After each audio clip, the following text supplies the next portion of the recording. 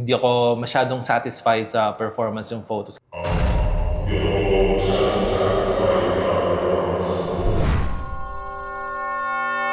So first of all, congratulations.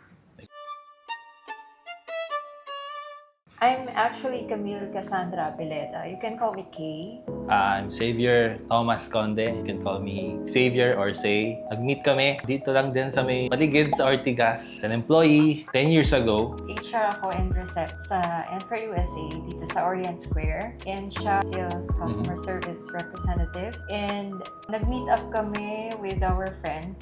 Naging close din kami. Gino-joke kaming dalawa, nire-reto. So doon nag-start and then naging kami.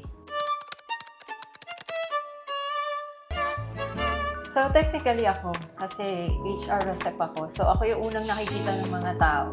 And then, syempre, binati ko siya. Palagi naman kami nagbabatian nun araw-araw. Kasi lahat talaga, welcome ko. Kasi, syempre sa line of work niya, kailangan presentable. So, time na papasok ako sa office, nakikita ko yung itsura niya. Wow, maganda. Single kaya siya. Mabait, approachable. Tapos soon after, nakakausap ko na siya. Na-realize ko na tama yung hinala ko. The best. Akala ko na single. Na single? Okay. Kasi yung friends namin is talagang common friends lang talaga kami din.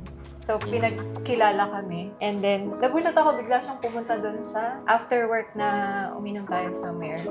Bigla siyang pumunta doon. First time namin nagkakilala, nag-click naman kami agad. Mabait siyang tao and funny. Kaya, G. Sa line of work din namin, so after hours, nung mga shift sa customer service, kain sa labas, the drinks with friends, nagkakaayaan na. So the more na nag-spend kami ng time with each other, the more namin na-realize na, wow, I think there's something in between us na we have to explore. Mahilig kasi kami mag-travel. So, nagkaroon ng time na in 1 year, naka-4 na countries kami na napunta. Nag-Hong Kong kami, Singapore, tapos 2 beses na nag-Taiwan. Kasi walang visa requirement. So, punta kami ng punta. Birthday niya, birthday ko. Tapos sa lahat ng mga pinupuntahan namin ng mga locations, may kami mag-take ng photos. And talaga yung mga videos, tsaka in gaming as well, yung mga phones namin, ginagamit namin for that. During that time, hindi ako masyadong satisfied sa performance yung photos. Kasi mahirap eh. Once in a lifetime, kumbaga, or minsan lang kayo makakapunta sa ibang lugar. And pag magtitake kayo ng photos, syempre, di ba, dapat parang, you know, you get the best shots and the best videos.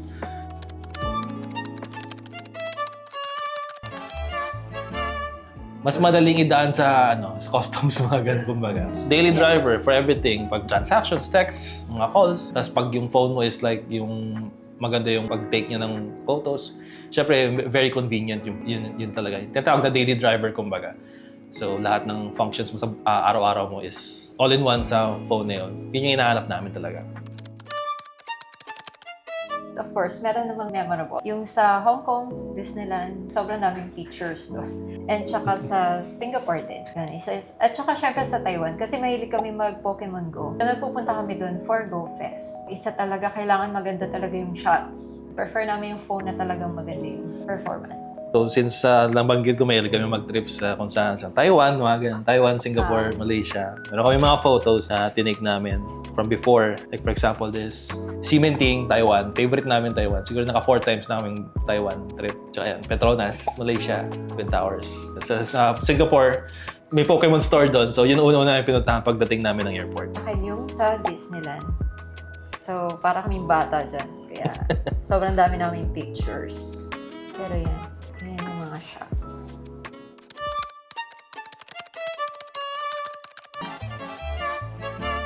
Nung beginning pa nung relationship namin, parang nafe-feel ko na talaga eh. Dito ako mag-ending eh. Kasi ayoko na talaga mag-girlfriend. Ayoko na mag-jowa. Tapos na ako dyan sa mga love-love na yan eh. Pero nakilala ko siya. Nabuhay ulit. Kumbaga, nagkaroon ulit ako ng hope for a happy ending. Siya nga yun. And naisip ko na should be something special kapag nag-propose ako sa kanya.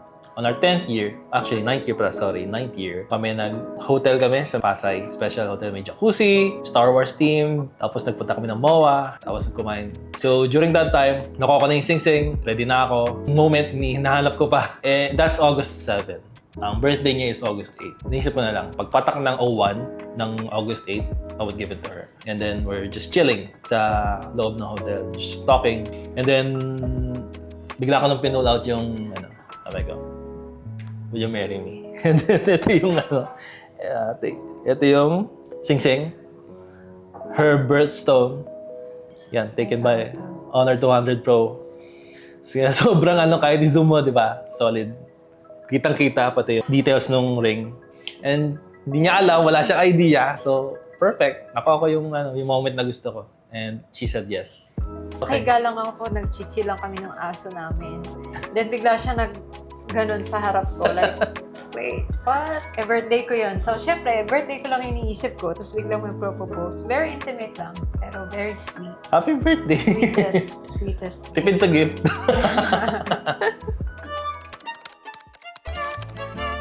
Mabilis lang na backstory. Wala kasi akong maisip na gift para sa kanya. No? So, kailangan kong gumawa ng diversion. Bumili ako ng set ng books ng favorite niya. Game of Thrones ang set. Dumating sa bahay. Tama. Na-receive niya. Tapos sabi niya, yun yung gift ni-isip niya. Nag-set kami ng budget sa isa't isa na ito yung budget namin para sa gift namin. With each other. Ako, I was looking at my phone and her phone, yung difference. Ako, mayroon akong Honor 200 Pro. She was like, wow, ang ganda ng camera, sana ganyan din yung sa akin. So what I did was, I was looking at something na may magandang specs din. Yung timing nga, eventually it's coming in between. Sobrang stressed ako. So I planned something with my groomsmen. Sabi ko sa kanila, something's coming up. I need your help. Both of your help. And something big. And yun ang gagawin natin sa wedding.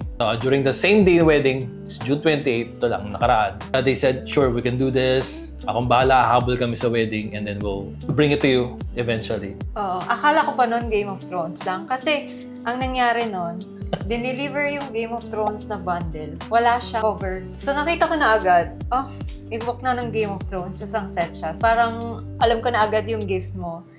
Doon pa lang sa bahay na surprise na ako. And hindi ko alam na magbibigay ka pa ng isa pa gift. Mm-hmm. Which is, wala talaga ako idea ano ba itong ibibigay niya na more than dun sa gift. Kasi okay na ako dun sa Game of Thrones. Talagang happy na ako. Gustong-gusto ko yun before pa. Ng series na yun. Tapos iniisip ko, okay na yun. Pag dinala na sa akin yun, masa-surprise na ulit ako nun eh. Kahit nakita ko na. Pero yun, hindi ko na-expect na meron pang isa. Yes! First thing that I saw sa mall, mga ads, nakita ko talaga. Perfect yung kasi maganda rin mga reviews, mga feedback ng kumbaga, and anticipation nga. Tapos, sana, meron kasi yun sa pag nag-pre-order ka na may chance ka makakuha ng Hermes, bibigay ko rin sana sa kanya. Pero the phone itself is enough na kumbaga. Tsaka yung mga freebies, kompleto.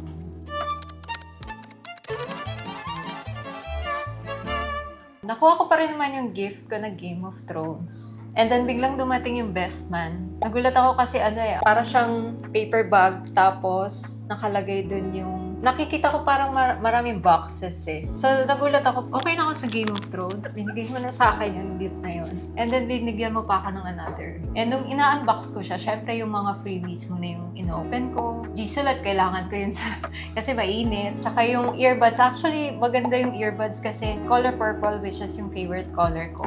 And then nung nakita ko na yung cellphone, parang oh my God, kailangan ko ng magandang camera kasi palagi kong naiinggit dun sa phone niya, which is same ng brand na binigay niya sa akin. Sobrang linaw. Yun yung kailangan namin kasi palagi kami nagpipicture, selfie namin, tsaka yung napupuno yung memory namin dahil dun sa asa namin Shih Tzu, si Cookie. Pakita mo yung first picture natin. And ito yung first picture right after nung kasal kasi na-busy kami ng wedding, pagod na pagod kami. Pero after kung ma-unbox, ito yung picture namin.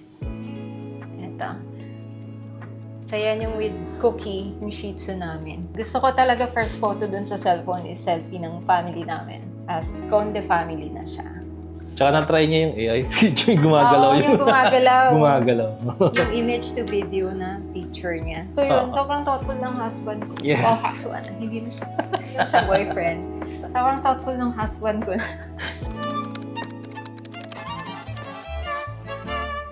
since last year pa lang. June, July, August talaga. Gusto ko talaga ng phone na makakasabay sa akin. So, since I'm a gamer, nag-stream din ako. Facebook, Twitch, Ultrasay. Please follow. Naglalaro ko ng Honor of Kings, especially Honor. I also create content with my phone by, I need the best performance talaga. So, perfect. Nakita ko yung specs ng phone. It's the right fit. Kaya talaga yun talagang binili ko. Tsaka dumiretso na ako sa Honor 200 Pro. Kasi yun yung the best ng specs talaga all throughout sa market during that time. So, I made the right choice.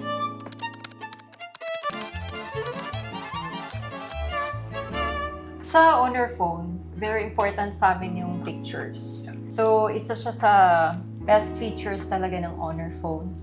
Sobrang linaw.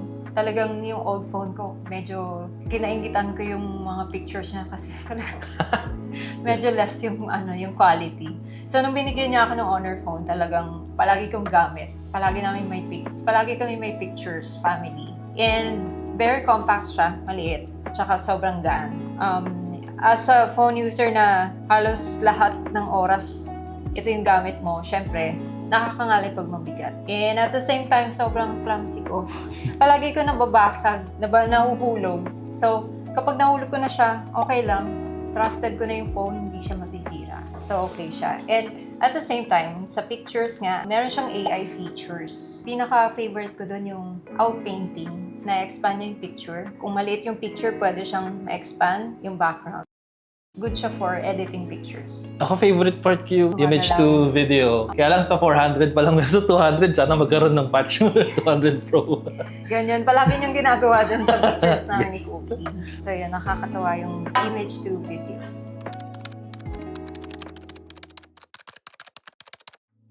Ako, siguro. Kaya gaya ng sabi ko kanina, kailangan sa akin yung top yung performance eh. Pag gusto ko yung pag may kausap ako, nakakasagot ka agad. Ayoko nung naglalag yung kausap.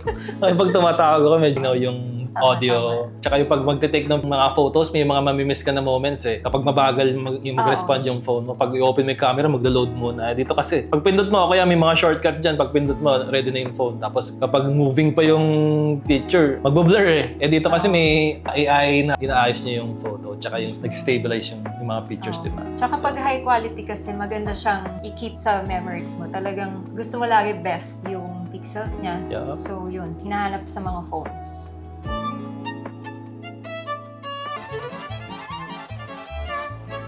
For sure, definitely. Yes, definitely. Yung mga plano kami. So, abangan nyo lang siguro sa Honor community page natin sa Facebook. I-share kami doon if may mga trips kami. Not just international, pati local din naman.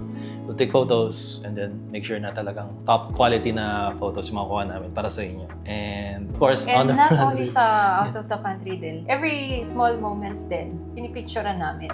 Kahit yung natutulog lang, gano'n. Kumakain, yung mga food trip, pipicture pa namin yan. So yun, nasa memories lahat.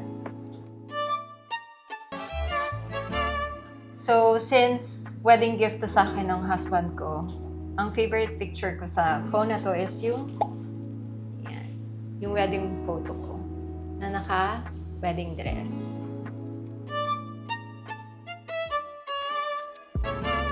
Well, yun nga. Happy wife, happy life. So, di ba? Kung happy siya na nakuha niyo yung phone, edi happy na din yung life ko. Tsaka, kidding aside, kailangan good communication para mag-work ng long-lasting yung relations. And trust sa isa't isa. Sir, may request pala actually. Ay. I would like to see kung ano nasa likod niyo to. Ito? Sa likod niyo, yes. Yes. So, bunch of memorabilia nung namin. Nung Wedding. sa wedding. So, part ng bouquet niya, invitation, and yung mga stick na para sa mga Wedding abay. wand. Wedding wand. Tsaka perfume. Kasi namigay kami ng perfume ng wedding. Na actually, hindi ko yan. What I'm actually pertaining to is yung dalawang boxes na sa likod niyo. Okay. Yes, thank you for sharing the memorabilia. Alin dito yung... Okay. Yes. Our reaction video. Oh, yes. Yeah. Thank you. Yes. Thank you. Thank you. Sir Stephen, shinare yung post namin. Very sweet. Thank you. Tsaka thank you sa admin ng Honor Kids Community for allowing the post. What? Oh! Let's go! Thank you. Birthday. Yo! Birthday ko lang. Birthday ko ulit. Oh! Thank you. Black! Thank you Thank you! so much. Wow! Very thankful ako, not only sa husband ko, but for the Honor 400. Kasi simula nung binigay niya sa akin to, sobrang gaan, literal, ng phone. And madami akong store na pictures dahil malaki yung memory niya. And yung mga AI features for the pictures. Mahilig kami mag-edit, mag-take ng pictures. So talagang very helpful itong Honor 400. Thank you so much. Yun, maraming salamat, Honor Philippines, Honor Community, Sir Stephen, for sharing our story and for everyone na nag-like tsaka nag-heart doon tsaka, nag-comment na congratulations and best wishes. Thank you so much. Sobrang appreciate namin kayo. Nakakataba ng puso talaga. Maraming salamat. And honor number 1. Thank you.